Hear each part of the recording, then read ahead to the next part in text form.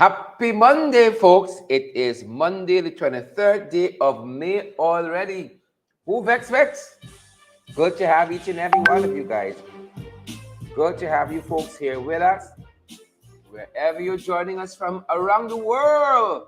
Welcome to our humble podcast, our international podcast, Below the Belt.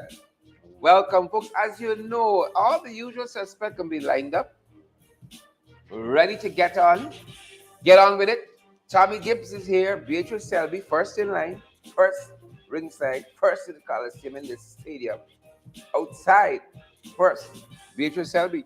Good to have you, Avril Goodman, as well. Good day, folks. Today we're talking about an issue in education, an education issue. Priya Bridgewater Tugville School. Folks, we thought we had in some progress. We thought we were going to have some progress on Tugville School. But I don't know. We still, there was a protest today at the Ministry of Education. We're going to be sharing some of that with you. And we should have a guest as well with you guys. But just to let you know, let us know if you're hearing us loud and clear. I do have the morning co-host for FYI with me today, Dorita Finance, is in the studio. She's fired up. She is ready to go. She can, topple governments right now, how she feels. Pace and power. Hey guys, it's always a pleasure to be here. Always. I think I have safely become a little co-host for the. I think so too. I would say so. My co-host for the podcast. For the Below the Belt podcast. I have been stopping in so often. I think I'm getting co-host status. Yeah. I don't feel 100% today, so it's kind of pushing me. Yes. And helping me to get to the mark. Of course, that's what we do. We have to push each other. My gosh, Sharon. Tongue twister. I got pushed, I got pushed, Push each other. Folks, what are you guys having for lunch? I'm having some salty china and a boiled egg. Very gourmet. Some salty china. Quite something. The china is supposed to be salty with this iteration, this serving, very, very salty. Crazy. So, but this morning, for the folks that joined this morning program, you would know that when I left, I said I'm off to the PAC meeting, the Public Accounts Committee meeting. But here I am, back again. Why is this? Because when I got to the PAC meeting, believe it or not, folks, everybody traveled down there. We were supposed to be examining the Region 9 and the Ministry of Communities today, those two agencies. When we got there, I'm sitting there waiting, myself and the other members of the opposition there, who's not physical, virtual. And no members of the government side ever showed up. And then we were made to understand that the government side, when called this morning, because the staff usually call the PAC members and ask them if they're going to be coming virtually or physically to the meeting. And when the staff called them this morning, they informed the staff that they will not be coming today. So that was at the 9th hour, post says that it's ridiculous that they are doing what they're doing. But I want folks to remember that they brought a motion to Parliament at which they passed. They used their one-seat majority to pass that motion to say that to change the configuration when it comes to having a quorum at the PAC meeting. So today, when they were not there, the new amendments that they made to that standing order, it now says that there must be 2 members from the government, 2 members from the opposition, and the chair present for us to actually have a meeting. And there were no members from the government side present today, so we could not have a meeting. So, this is the second time Region 9 has come out, so now Region 9 has to go back. But I want to know that the staff is saying that the excuse that they give is that there's a flooding in Region 9, so they have to attend to that. But we have to note also that I believe it is 3 members of the PAC on the government side are not cabinet members. They're not ministers, And again, I want to say the fact that we were informed that the Region 9 representatives were there.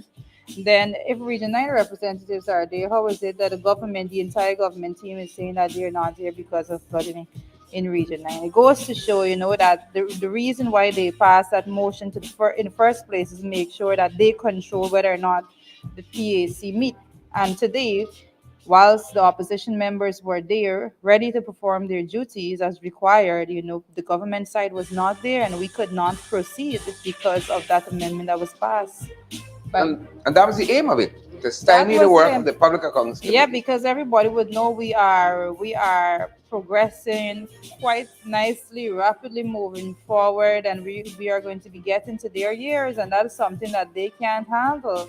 So right now, what they're doing is make sure that they do everything in their power to create a scenario in which we are stuck, but we have to push forward and fight it every step of the way. It's crazy, but they don't want you to see, folks, you listen there, they do not want you to see all the skullduggery Correct, that correct, went on since they took office correct. in 2020. They are afraid for the public to know all the They're afraid of corruption transparency, that will be uncovered. accountability, and good governance. Those are the things that really, really affect them. That is Really affect them. correct. That is correct. But we're going to continue to press forward Mhm. and do what we got to do. That is what needs to happen. So I'm happy you're updating members of the public to reach on that front. Well, usually, when I left this morning's program, I said I'm going to be giving an update on what happened at the PAC in the morning, but it so happens that update is coming a little faster than I would have anticipated, based on the fact that the meeting was canceled and we cannot even meet today to scrutinize the spendings altogether. We have no fear of scrutinizing the years before us. We go diligently, make sure that we meet all the time. But now that we're getting closer to their year, they want to do everything in their power to make sure that we do not meet. And it's not an excuse that the flood in the Region 9. It's not an excuse, because I can assure you the all five members of the government side is not dealing with Region 9, Yep, or yep. did not travel to Region 9 and all of that. They probably should post some evidence of why it hampered their ability to actually attend the PAC today. Yeah, and one wonders, because this issue came up, if I'm remember correctly, Rita, Mhm. of them deliberately trying to stymie the work of the PAC, and they deny that. That is the point that we made that's the point that we made during the debates, that they are deliberately trying to stymie the work. But what's going on now? You can see, everyone is seeing the actions that are accompanying that motion right now, and the fact that that was carried in National Assembly by them abusing their one seat majority to do this. They believe that gives them the right to do as they please. I think Ganesh mentioned today that it was since 1963 that the standing order would have been that three members present, regardless of which side, and the meeting goes on. But now they have changed something that has been in place from 1963, and here we are at this juncture, and in which we can't move forward if they are not present. This is what they do. This is the people that claim that they love transparency and accountability and good governance, and when the rubber hit the road and it's put to the test, they fail miserably each and every time. I'm surprised there wasn't more pushback at the level of the diplomatic corps thus far on that very motion. Because every right thinking person knew what that motion set out to do.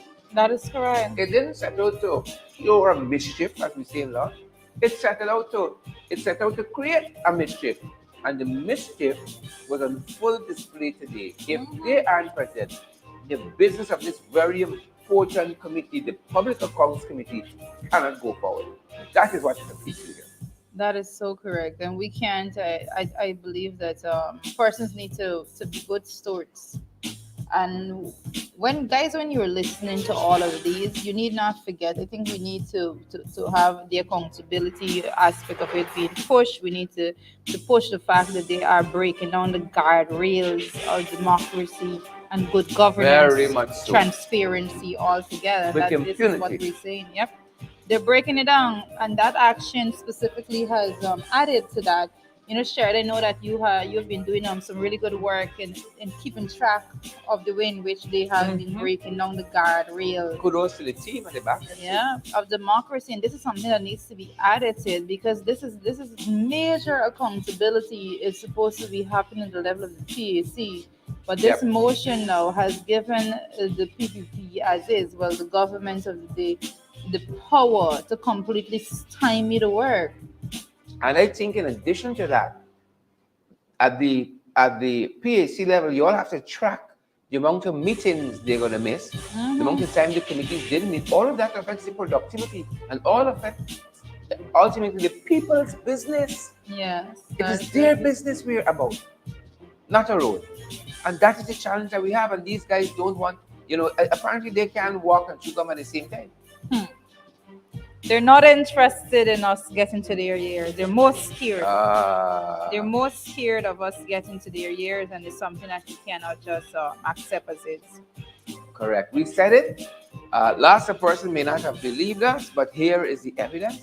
Yet another meeting that has to be postponed because the PV people have withdrew themselves deliberately. Yep. Deliberately. And here is where we are. So that being said, that's what's happening on that front. Treat anything else you think these lovely people like Glycis Mingo, Byrne, and Andrew Cuthbert and Kevin, is it Harris, needs to know about Joan Daniels, McKenna, all these lovely, uncontroversial, good-natured people. Anything else they need to know about? Mind you, Well, I'm looking at them. I'm actually following guys. Like I tell you when I do the podcast, I'm following in on the Facebook front more. So I'm seeing all the emojis coming in from Andrew Cosbert and Beverly Crawford. I'm seeing you guys out there. I'm seeing Desiree Emmanuel. I'm seeing Dices Mingo Born. I'm seeing all those emojis coming in. And Vincent. I'm saying thank you so much for joining us. Make sure that you do your part and share the live stream. like Sharon says it so gracefully. I think Sharon adds some words to that. here the live stream. Yeah, but as I want to mention another thing, Sharon, Tell us. this specifically when it comes to what's going on and on the front of health, the Uh-huh, Ministry of uh-huh. Health. What's happening there? What's going down? Guys, we're seeing that the Ministry of Health is on high alert for skin rash cases as monkeypox spread globally. And you would remember that when it comes to the reporting of monkeypox and how it is globally, we have been bringing you that from day one. So Yeah. it's nice to see the Ministry of Health catching up. Yeah. You Finally. know, finally. Frank I always think we've suspect. been I rather suspect. we've been speaking about this here. I believe it's over a week now. Correct? We have been speaking about this matter, so it's nice to see the Ministry of Health is finally catching up What are they with telling what us? is going on there. Well, I know the Ministry of Health, like we were saying, that they have put the healthcare workers on high alert when Mhm. they're looking at cases of skin rash. When somebody goes to the hospital with skin rash, now they're going to be examining very carefully because of the outbreak of monkeypox and the fact that, as we reported from day one, it was the UK and the US. Uh-huh. That was reporting cases of monkeypox there from persons that were suspected. I think one traveler from Nigeria or so forth. But now, within just that short period, I believe we have 12 countries that have reported cases of monkeypox Wow. within Wow. that short So this thing is space of spreading. time. Yes. And I heard that the spread is not in areas that, as they say, is endemic Mhm. to monkeypox. Yeah. So it is outside of the usual places you see monkeypox spreading. That is cause for concern. Wasn't it President Biden himself who we reported this morning as saying, there is cause for concern. That is correct, and I'm taking it off of one of the online media houses that says the Guyana Ministry of Health has advised all medical personnel to immediately report severe skin rashes accompanied by other symptoms as the world grapples with the outbreak of monkeypox. Right? It says here that public health advisory signed A public health advisory signed by the Chief Medical Officer, Dr. Narayan Singh, was issued to all regional officers, the RHOs, medical superintendents, and senior medical officers and surveillance unit on Saturday. So this is what they did on Saturday, guys. So I am saying that also we give you the news, and you have to be very conscious of this also, so that you will be able to protect yourself. Correct. And based on Correct. how we know it thus far, with the skin to skin contact that actually spreads it altogether. So that is a bit of information. That's what for we're you. hearing. And that being said, Rita, the weather outside, my Lord, the weather outside is something. It's raining. Sure. Folks, You got to fall back. I gotta fall back because I used to buy my things, I used to buy my things. I still looking for the fall 26, back. 26 degrees outside at our end. 26 degrees outside, and it's raining currently. And it's just to tell you how weather.com is accurate. There's a 91% chance that it's going to rain. And folks, it's raining cats and dogs outside. Listen, Cats I and think dogs. We got thunderstorms into the evening. It's not going to get any better. No, I don't want any of that. Thunderstorms into the evening. Listen, I never want, I always feel, I don't know why, but I always feel safer when I'm at home in Bartica when it comes to any aspect of thunderstorms. When I'm in Georgetown, I do not like to hear the thunderstorm at all. What's your trigger? I had, listen. Why is it different in Bartica? 2005, I was doing I was in sixth form, and I'm telling you, when that 2005 when we had that flood, I never forget it. So every time the rain set up, I am like, oh gosh, I want to go back home. I never forget either, because in 2005 I was teaching at Marian Academy.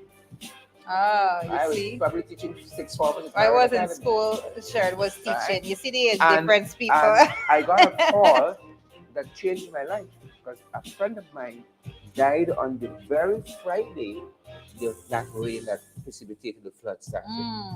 Right? Thoughts and prayers, yeah. Rest in peace, Grace and Ross. Yep. So I never forgot that. It was a Friday when the rain started.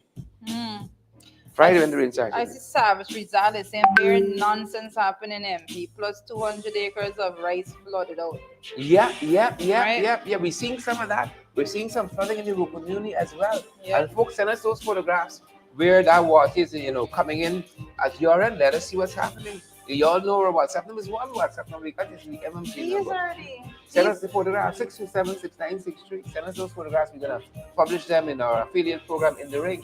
But we're following that, and the rain is raining cats and dogs. And as I said in the morning show, I was in Barbies over the weekend. Yeah. And all the way driving down was rain. And you said you were in Bartica and it was raining there. It's that is correct. And then you got climate change to add to that. I see Randolph Crystal is joining us. Hey, Randolph says, "What's on Sunday evenings?" Sunday evening? Yes, I saw Randolph telling us something here. Let me see if I can get that. Let me see what's happening on Sunday evening. Well, guys, as I continue to monitor and follow you in the comment section there, let us know what's the weather like on your part. I think it was Dawn Cook says that when she was in Georgia, it was raining, but back on the Randolph says it's going to be back on here next month, Sunday evening, I think it is. Okay. Good to have my brother back. That is correct. Good to have my brother back. We can't have too many voices out here. He says this Tugville issue is madness. Randy, stick around for us. We're going to buzz you on that Tugville issue. Stick around for us. We're going to buzz you in a second. Yeah, we've been monitoring that issue very closely. Yeah. Very, very closely. I see Andrew Cosworth, as you run the Tom and so forth. Let us know what is going on your end, folks. So much happening right now. And I see someone asking a little earlier about the issue with the National Library revoking permission for the Burnham Foundation's Independence exhibition. I see someone was actually asking about that. But I'm seeing as it is being reported by news sources. It says in a Good state, source of information. yes, good source of information, news sources. That in a statement this morning, chairperson of the Burnham Foundation, Vincent Alexander, said permission was sought and granted for the housing of the exhibition more than 3 weeks ago on the 25th of April, hours before the exhibition featuring Guyana's move to independence in 1966 was set to open at the National Library. The organizer of the event, the Burnham Foundation, was told that the National Library could no longer host the Independence So much for one exhibition. Guyana. Right? So much for one Guyana. Yep. So it says that he explained that last week the Burnham Foundation met with officials of the National Library and details on the mounting of the photo exhibits were provided. The exhibition was set to open this morning at 10 a.m. Wow. All right, so this is what's going on there. This is Wow. what is going on there. It says Mr. Alexander said he received a call from the chief librarian minutes before the exhibits were to be mounted, informing him that the Independence exhibition by the Burnham Foundation could no longer be hosted at the National Library. I'm certain, just like the DPP, no reasons were given. He said that the chief librarian indicated that the library was now in need of the space in the foyer of the National Library where the exhibition would have been hosted. Alexander is convinced that Yeah. the decision to revoke permission for the hosting of the exhibition came directly from the government. Yeah. I think he's convinced along I'm convinced too. with all of us. Yeah, yeah. And he said One Guyana. yep, he said the PVP once again shows its dictatorial hand in the attempt to rewrite Guyana's history and to impose itself on the people of Guyana through the total control of the political, social, and economic landscape, while the president mouths one Guyana for See local and Yeah. global consumption. And that is, I'm The quoting idea there. of unity, Mhm. it's a sound idea because that's something we need, but in the hands of the people, it's bullshit. Yep, I yep. said it. It says here that efforts and to get a comment from the chief librarian Emily King were futile. News source was told that she was attending a meeting. Always. Right? No doubt. Yep. So it says Guyana gained independence on the 26th of May 1966 under the then Forbes Burnham-led PNC government, with support from Dr. Chetty Jagan and his People's Progressive Party. Both political leaders were committed to Guyana moving forward from British rule and becoming an independent nation. And it's So much to one Guyana. so much to one Guyana. So So much much one Guyana. Moments before, this is a political directive. There is nothing else. Let us not pretend that it could be anything else. It's a political You mean the direction. library didn't know they needed that space all this time? It just done, and then moments before the exhibition set to open. Come on, Emily King. Come on, Emily. Don't come around with funny like that. Don't come around. It's on every front. The government is fighting. Right? Wickedness. It's dictatorial, the dictatorial hand. I think Vincent Alexander is absolutely correct in what he's saying there. In the dictatorial hand was shown. Wickedness on every front. That is correct. Right? Wickedness on every front. I mean, it is really mind-boggling. This whole issue here. But let us turn our attention. Gentle folks, to what has been happening at Tugville, because the names we keep hearing is Priya Manikchand. The name we keep hearing is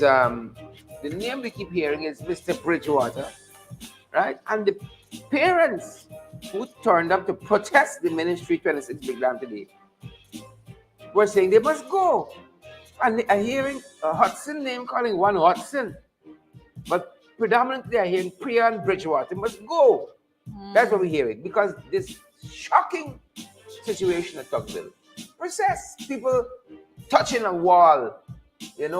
Your foot come into contact with some water and you're being voltaged. Right? Them things can, right? Those things can never right. You know, so let me pull in our brother Randolph Cucciolo, who we saw in the comment section commenting, and Randolph is a past teacher of Tugville Secondary. Randolph, thanks for joining the broadcast at such short notice. Can you hear us? Yes, I can hear you, Sharon. Awesome. So, tell us what is the latest at Tugville. I was just telling our listenership that you were a past teacher there and you've been in touch with this issue. Tell us a little bit about what's happening there. Um, what can I say? The last bit of information that I got shared is that the ministry has committed that the school needs to be rewired. This was the last bit of information I got from the teachers there, that there need to be some rewiring that needs to happen at the school at the tune of some $60 million. I heard this was a figure thrown out there, and it will be. They're building a new school, or they're rewiring the school? That is, listen, that's the figure that I heard. I don't know. I can't verify that is correct, but that is what was told to me by the folks there at Tugville Secondary. No, Sharon, what got us to this point is more interesting than the actual shock, because this is a situation that the teachers would have been reporting for years now, apparently, right? The school always had a wiring problem. And so to know that we've come so long and this matter has not been resolved. And when the situation came to a head on the first day of this new term, and I know you mentioned the name Bridgewater, when the situation came to a head and the teacher said, look, the school is flooded, we have electrical issues, people being shot, water is in the classroom, we are going to stand outside. It was Bridgewater who instructed the HM to let the teachers go back in school. Wow. And instructed the HM, listen, the teachers must go back in school. And we're going to fast forward, Sharon, to a week ago when the most recent incident happened. A cleaner was in the school. At this point in time, the children are out of school. Cleaners are in the school, though, and they're doing their jobs. The lady picks up a bucket of water to throw it somewhere. She's shocked. The same Bridgewater comes to the school to do an investigation after the people reported, look, this cleaner was shot. Instead of getting the woman medical attention, he holds the woman up in a classroom, investigating, taking statements from her, and sort of refuting the fact that she was shocked. Subsequently, the PS, Mr. King, came with his team, and his words to everyone, he doesn't see how the team could be shocked. There is no way that she could have been shocked. And so that was the situation. This caused, of course, the teachers to be outraged. The PTA people took the woman to get medical attention and so forth. But this was after. The woman claimed that she was shocked. Who are you to say that the woman wasn't shocked and the woman lying? Yeah. And so after that issue with the cleaner, which the most recent issue about a week ago, the word is that, look, they have to do some serious rewiring in the school. But many persons are lamenting the fact, Sharon, that, look, it has taken all of these actions, and we see how swift this government is to react when the situation affects a certain set of people, as opposed to those persons who are in AP and UAFC stronghold. And it speaks to this idea, this fallacy that we have, that is one Guyana, that now we have, that they are pushing this one Guyana fallacy. And I am convinced today that the president, when he looks at the news and he looks at what is going on social media, at this laughable suggestion of one Guyana, he's not very pleased at how this propaganda campaign is going, because it's almost as if Guyanese, it's a big joke now. The one Guyana thing is a big joke. I don't know how you feel, but I feel it's a big joke. But I'm supportive of. I am, as the Chief Justice said, I find your point of view very appealing. But Very appealing. what is interesting, based on what Randy is saying, is that the PS, this is someone that is in charge. This is a person in charge of finance and the financial aspect. The finance steward at the ministry. The PS is making a pronouncement on an electrical matter. Like, how does that even make sense? Still going to touch you all, trouble to what? No. Since when does a PS make pronouncement on electrical matter All wrong now. altogether? That is something for the electrician to see. And then how could you say that a woman did not get shocked, but then there's need for rewiring of the building? Like pick a position. Like what is exactly being said there? Pick a struggle. Randy? It's simply because they failed to do their due diligence, right? You hear? Yes, Randy. Go ahead. Hello? Yeah. It's simply because they have failed to do their due diligence as it relates to Tugville and all, and it's as if, you know what? They're saying that they're trying to cast blame on the HM, right? They're saying that the HM didn't do what she was supposed to do. But the woman has maintained that she has a paper trail. She has been writing them for a number of months now, saying that, look, even before school reopens, she said we still have this problem, along with the people at Tugville would have brought in the fire service to do an assessment on the building. This is how far those people are trying to get this problem resolved. And it seems as though it has fallen over the past few months on deaf ears, because the fire service recommended certain actions to be taken because they recognize the issue too. These all things that the ministry knows. But again, it's the area I feel I am convinced that Tugville is not part of the one Guyana. That area that is Rand, you may be onto something. You may be onto something there, because I want to add to that similar actions or lack thereof has been seen also when it comes to the Ministry of Education and how they have been dealing with the issue at the North Rumpel Secondary School, the school that was burned down, and all of that, and that the slot nature in the way in which they go about dealing with it all together. The fact that they did not replace textbook and all of that, the children are left to basically go beg here and there to see where they can get a room to do IT work and all sorts of nonsense. And had it been in a different area, they would have been sending in their troops to salvage the situation and make sure that there's some amount of comfort for the students and all of that. But yet the students there at Tugville and yet the students at North Rumpel Multilateral has been left as though they have little interest in how quickly they should be resolving the issues that all of those schools are facing. That's where we are, unfortunately. Yeah. But you see, they're not part of the one Guyana. If they were part of the one Guyana, the vice president would have sprung into action, grab some money from the consolidated funds, and come to Tugville and say, look, fix this here, fix that, and probably even give the teachers at Tugville a bonus. But Tugville don't fall into that one Guyana category. Yeah, well, I'm happy to see. I was happy to see that the parents and students out there in front of the ministry actually protesting. Yes, they were out there this morning. Today, parents and students out there protesting that making their voices heard. And that's what you need to see. They didn't wait to have anybody else tell them that they're going to go and speak on their behalf. They were there raising their voices because this is something that affects them directly. And I think the parents and the students all together that need from all the schools that are being left behind needs to start to do the very same and just gather yourself together and go and protest on these matters. Yep. If I can add here, I saw a comment from young brother Lawson Jr. that suggested, look, don't cry, saddle up, because elections have consequences and these things. This is a result of suggesting that, look, stop your crying.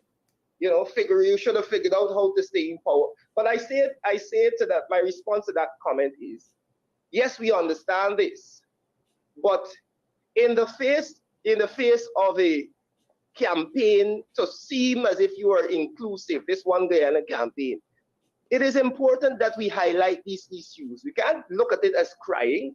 We have to look at it as pointing out the obvious discrimination, the obvious one-sided nature of this government, so that people, next time they go to the polls, they will remember this. And this is my issue. Correct. You can't sit in the corner and say, look, I'm being marginalized, but let me just sit down because it was my fault I'm out of power. No, that's not the way to go.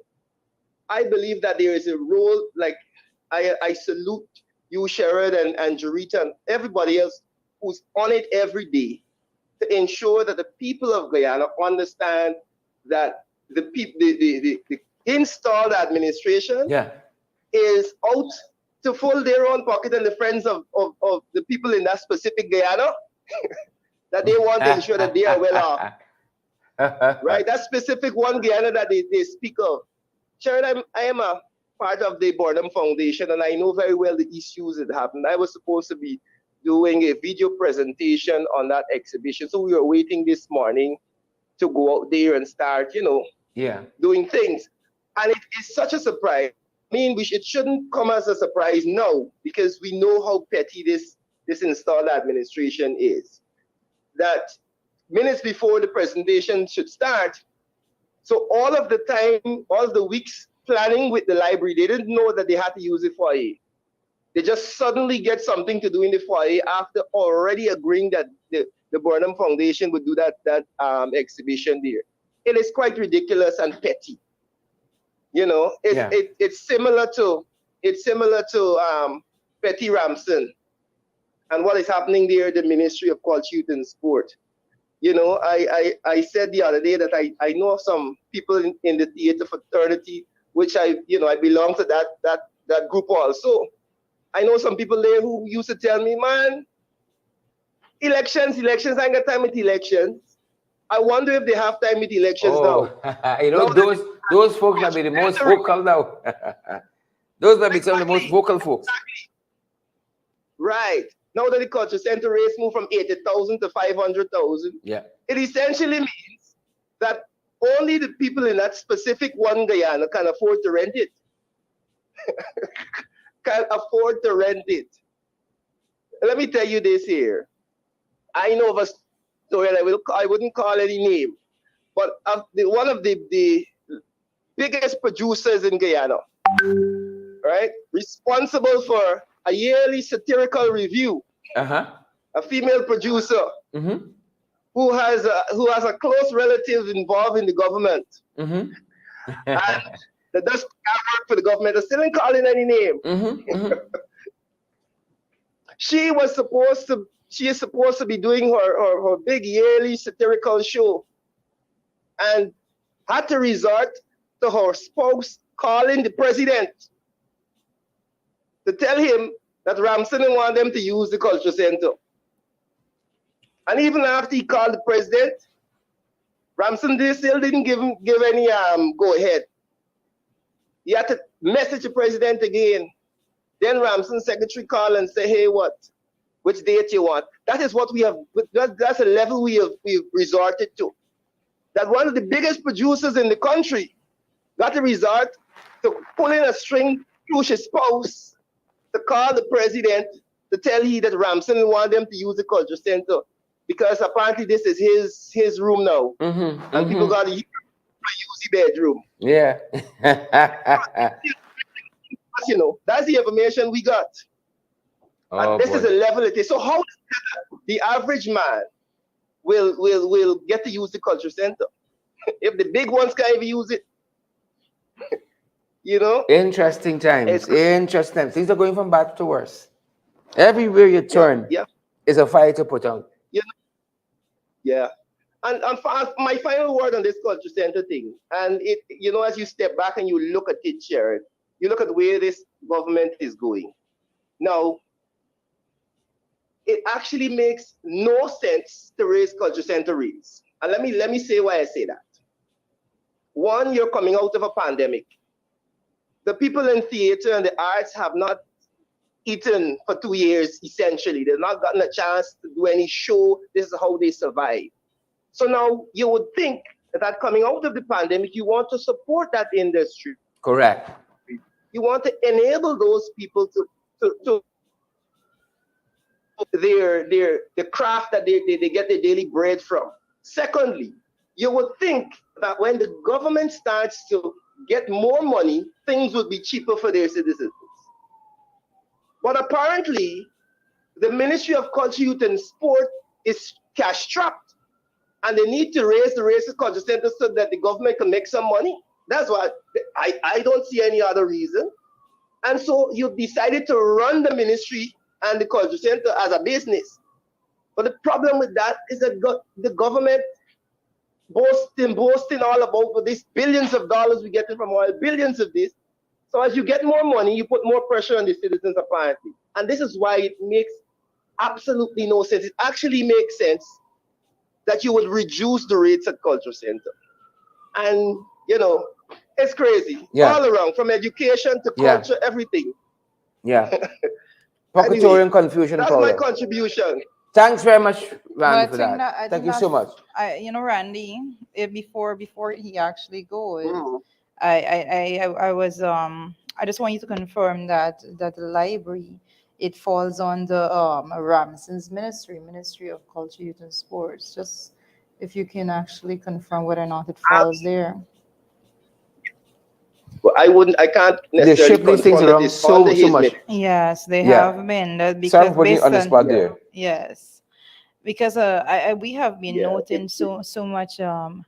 We have been noting so much that has been happening when it comes to the way in which Mr. Ramson has been managing things all together. And I believe that the National Library it falls under the Ministry of Culture, Youth and Sports, and that alone speaks volume as to how and why that may have been the directions and that has been passed down to the staff there. But a lot for us to speak about, a lot for us to open our eyes to see the dictatorial nature of the regime as it continues to unfold on a daily basis. Their attempt to rewrite history, as Vincent Alexander said. Yeah. The people saying to use the culture center, you got to pay Ramson's ransom. Ramson's ransom. I tend to agree with them. Randy, thanks for coming to such short notice, sir. Yeah, before I go, let me say this. Somebody made an interesting comment the other day talking to them about this issue. The man said, listen, how much chippiness one man could do?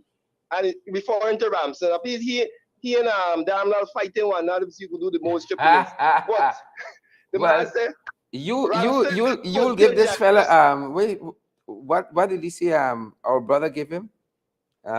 Emotional distress. Oh yes. Yes. Emotional distress now, Randy. Emotional distress. Thanks for joining us too. Ramson gonna do until Jack Dio send him to be REO Region 7 or something. How soon? Thank you. Hey, not Region 7. Behave yourself. Good. Region 7 is rejecting me already. The only here and they're rejecting the protesting. Randy. Thanks very much, Randy. All right. Awesome. Thanks for coming through. Folks, that's our brother Randolph Christian, the one and only Mr. Rush himself. And we're picking up back on the discussion on Tugville. Today we were, just before coming on, we were part of that protest activity. We stopped in to lend solidarity with the folks there at the protest concerning the Tugville school and what's happening there. The parents, they were up in arms. The parents took the kids and they protested the Ministry of Education, protested Bridgewater, protested Priya, protested Hudson. They were very upset and livid, folks. The folks were livid, the parents. They're asking, how could this be? How could this be? We want to bring some of that commentary to you, folks. We want to bring some of that commentary. It was livid. It was livid. It was livid. We're going to have that in just a second for you. It was livid, folks. We want to bring that to you. Some of the comments out of that engagement, the way it went down earlier, just before we came out with our podcast. Go way back since my children are going there. So it only gets worse now. That's right. So what Priya and Bridgewater talking, the excuses get me pissed off. Because it's nonsense. And the next if it's all Guyana, do it. That's right. If it's any other of them out the area school, they would have fixing it a long time ago. They want to find a building. All we asking is to find a building for the children to go learn until they fix the flat building. We know they can't break it down, but find a school. You got South, you got Lodge, you got Enterprise, you got certified electrician that could come in and fix it. Fire service, send it to them. Fix the school. Fix it. Fix it. And one day go, I want Priya go and Bridgewater go and get shot. And then they're going to understand. This parents still is suffer at your hand. And you going to have about the parents and can't get my cousin here. Yep. And then my uncle child get shot. And you going to tell she should lie in it? I know she don't walk how she's walk. It's the shocking that she just friend don't walk how she's walk. It's the shocking. I know about shocking because my husband used to work on GPLE there and he showed me electricity. And I know this field. I one day get it. I sparks black people. They got to fix the school. They got to fix the school and they got to fix it right now. They gotta fix it now. It's too long. Let the children go learn. It's time for the children to learn. Stop putting black people children down. Stop putting them down and let them fix the school. Mark exam coming up, children coming up. Not every child got a gadget. Not everybody got internet. So how the children learning? Because with the electricity, during this season here, when the rain falls, my daughter teacher will call and say, I can't do Zoom class today because the internet is bad. We all know the type of internet we're getting in Guyana. So many days we're going without actually having Zoom classes. So how long are we going to carry on with this same behavior? It's not only about that, but we also have the problem with the roof. We have the flooding in the school. Under the school itself, there's flood. Only God and heaven knows what they're under the school. We got teachers got to stand in water to teach. It's unfair. And we need to get this sorted out. We need to get this fixed. They can't just be saying everything is okay with the school and not coming. If you're not coming to see for yourself, you cannot say that Tugville is good. It's unfair. You know that the school okay. Let her go.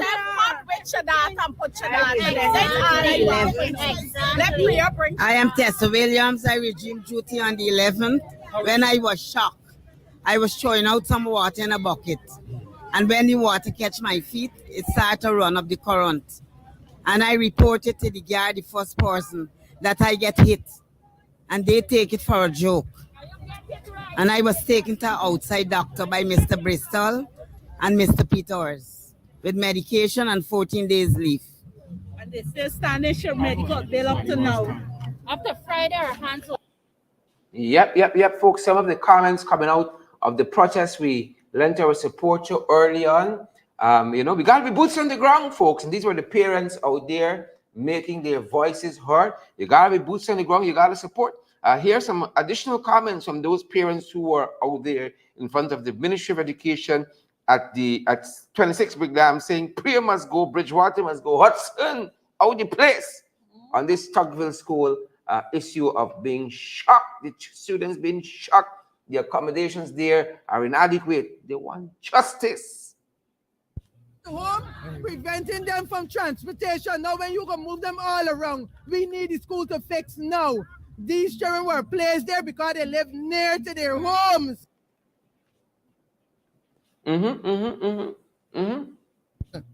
Yep. And that is what we needed to fix now so they can go to school. My granddaughter is suffering. It's only because the extra work at home, I can see I just continue with her unless you get good grades this time, but it's not nothing to do with the school. I gotta go to and put on my internet on my phone so she can receive work when it's online work. It's not fair. We need the school to fix now. We need those children to go to that same school before the month. Yep. Out.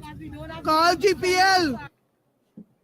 Call GPL. Call any fire service. Call everybody. Let her rip open the walls. Let her rip open the walls. Rip open it. All where the pints are leading is simple. Rip it open to see if something in the wall without current. That's why GPL gotta come. That's why GPL gotta come. GPL gotta. Yeah, lots of concerns here, folks. Take a listen. Come. That's right. It got to go in the wall without trunking, make it shocking. Who she be? Bridgewater is a teacher, make he be how he be. The president is a teacher, make he be who he be today. And we need the school to fix. They're going to be who to be today. So and we need GPL to come in. No. Let there be a president, let there be a prime minister coming up. I just want to say something. They're saying that the government of this country is for everybody. And what I'm seeing there, it's not for one Guyana. If that school was in another area, we would have seen progress. A lot of people, they were going to put what they had to put in place so that children can learn. Look at the area. The area is populated by mostly African people. And we're talking about, look at the children. If the children do not have a proper education, it starts from the primary school. What are they going to be in later years to come? Don't think about yourself. Think about everybody. We need our school to be fixed as soon as possible. That is what we're looking forward for. Thank you. Primary and secondary, so both needs to be fixed. Who was the other person shot? The other, This young lady. this young lady on the corner. I think she was right here. She was speaking to you. I know she was. She was talking to you. Oh, this lady. You were shocked too, ma'am? Yes. Tell us how. I was in the parents teachers conference, and while sitting on the chair on the bench, my hand touch the wall and I get a first nip, and I say it's nothing. But when I go back on the wall, raise the wall, it shocked and the whole hand get numb. So right away, this and Miss Baffigans said to me that they gotta stop the meeting, and they send me to the in the pharmacy to the doctor there, and they sponsor everything, but nobody never called Y'all hear that? You hear that, Teresa? I'm listening. me until last week Thursday. I was in school because I got GTI. I was there. They called me and asked me if they could talk to me now about what happened at Tugville School since last year, November. So I want to know. I tell you, Miss, I'm in school and I can't speak to you about that right now. Afterwards, after lunch, you could call me. She never called back. Nobody never interested in what happened or what is going on at Tucville School. But my son go there, and I need something to be done, and it needs to be done right now. That's all. Wow. I have to say. Wow. Internet bill is very high, and the China got to do the work on the line, and I've got to left my phone with my daughter when I'm going out to do school work. It's very expensive with the internet. And my husband don't get paid up to now and the internet cut off. So. Wow, that's the reality on the ground. I don't know what's going on with school work for this balance of this week. So we need something to be done right now. Right now, at the present moment, because it was somewhere else, everybody would Chan, everybody would have gone with Pirimani Chan and look after the building. So what about we, Negro poor? We are a dog, we's not a dog. We are as Guyanese, we all see the soon. I never travel and go nowhere, and I need things to be done for my daughter. The flooding, the water is very stinking in the schoolyard. It's very stinking. So it needs to be done. We need to be finished right now. That's all I got to say. All right, so we're taking some of the views of the parents here who outside of the Ministry of Education. I think this is Brick Dam we run, and 26 Brick Dam. 26 Brick Dam we're in front of, and we're getting the views of some of the parents. Oh. Ma'am, you want to share some views with us on the situation? I've never seen no teacher here, right? I'm blaming the teacher. You understand? But it's enough. This children got the right month after next, and we're really going down. what is really going on? No school. Is we alone facing it, you know? It's poor people children. You think that time it was QC or Bishop, Priya, and them need up at QC and Bishops looking after them children A1. And now it's coming to Tugville Secondary School. Why? Why it come to poor people children? They're suffering single parents. Everybody, internet, right now is a single mother. When I get me child, third family getting work. Fourth farm now, Priya, come here, son, to look after these children, yeah? Because I so angry, you are Hudson is black people children. Come out, Hudson. Sit down, get up on your seat. Because these are black people children. And if you don't do something, nothing can do. Bridgewater, Hudson, Priya, the tree y'all up there. Come out. It's poor people, children, suffering. Tugville Secondary School always in a problem.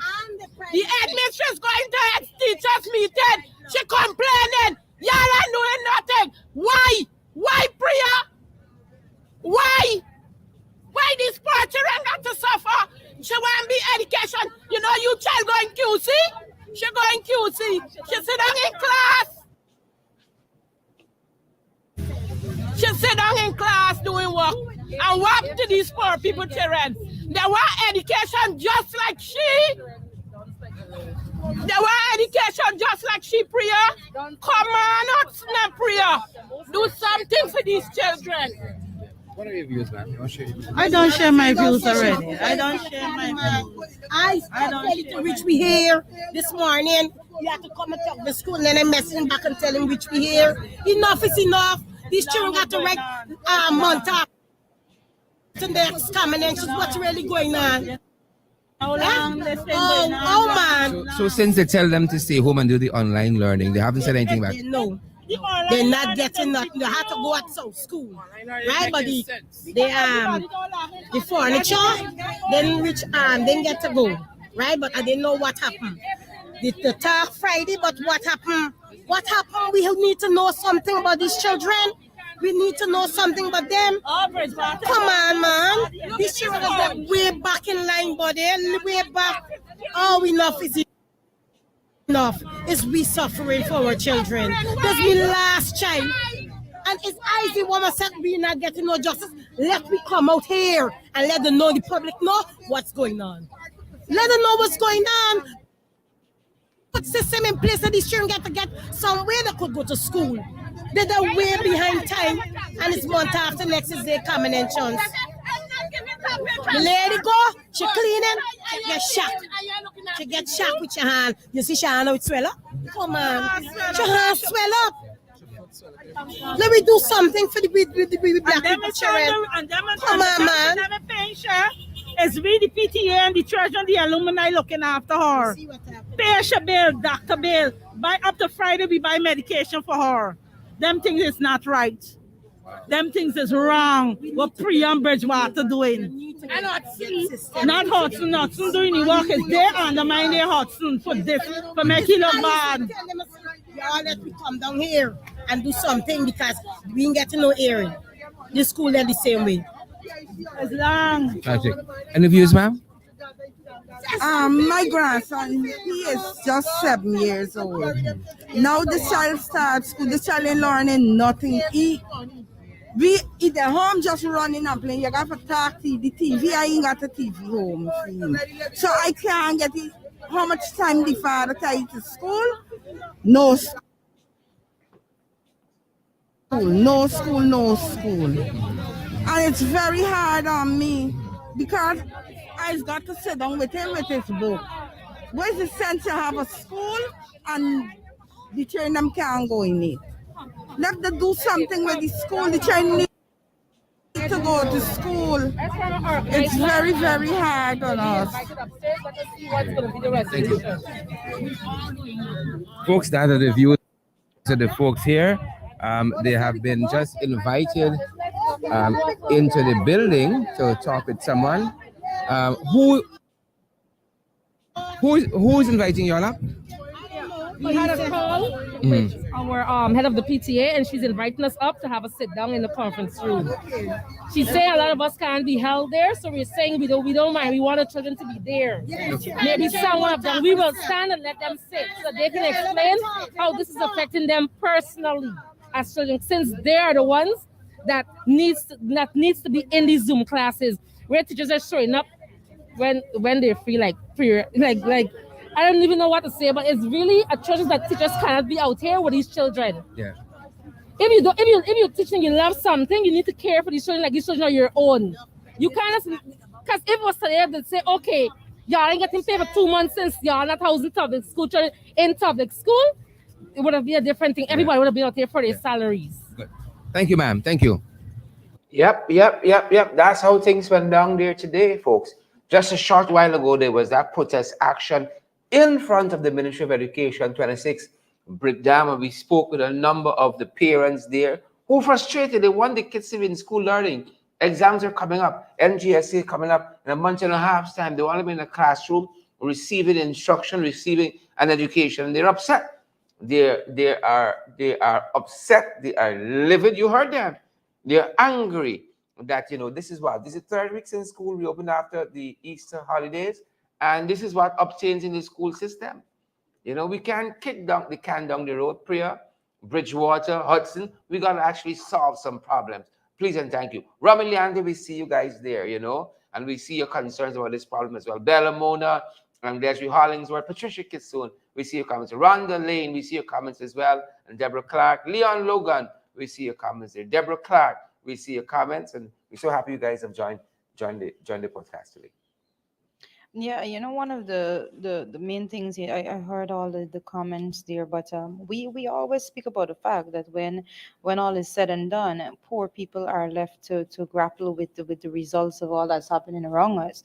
And the point was made very profoundly there by those parents out there with their children, students of Tugville Secondary School, that it is difficult, it is difficult for parents to be having to provide internet for their children and all of that. You're speaking about persons that have been struggling to make ends meet in an economy that we are seeing inflation rates going up every single day.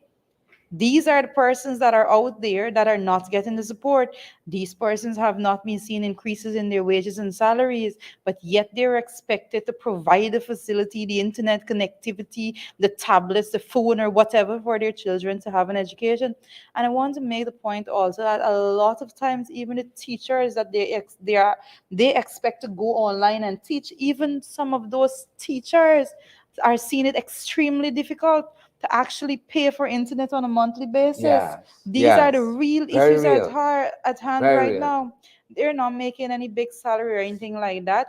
And those parents are absolutely correct. If it was some other schools, they would have been rushing there to make sure that they do everything in their power so that there are no complaints coming out and all of that. But Sharon, I always speak about the whole point of having equity, an equitable access and equitable resources and all of that. And that is the point that you're seeing right there. And the need for it is being on full display there with this issue of the Tugville school rather. And what I want to say in regards to this is that we oftentimes see, schools with different results and all of these things coming out, right? But then when you get down to why is it? And we see when certain schools are being starved of the resources to make sure that they can the students there are afforded the equitable opportunity to perform at the level at which we all want them to perform. We understand why there's such a big distinction in how students perform at exams and all of that, because some of them are being starved of resources. You have a serious situation as what is going on there at the Tugville school. Electricity concerns are extremely serious concerns. Fix it so that the students could get back into the classrooms. It's simple as that. Fix it. Yeah. I don't see what is so difficult in that. The parents are right when they said if it was a different school, they would have been out there, ripping out whatever, doing something immediately. But it's because it's that school, they don't see the need for the urgency. And unless we fix this problem and make sure that persons have equitable opportunities and equitable resources are being injected into the school system, so the schools at every single level are receiving the same, not even the same, but they are receiving what is needed to get them on par with the higher level schools in the country. We are not going on anywhere. One Guyana is nothing. It's just words, unless if we are not fighting to get to that point. Who needs more has to get more. Who require less, give them less.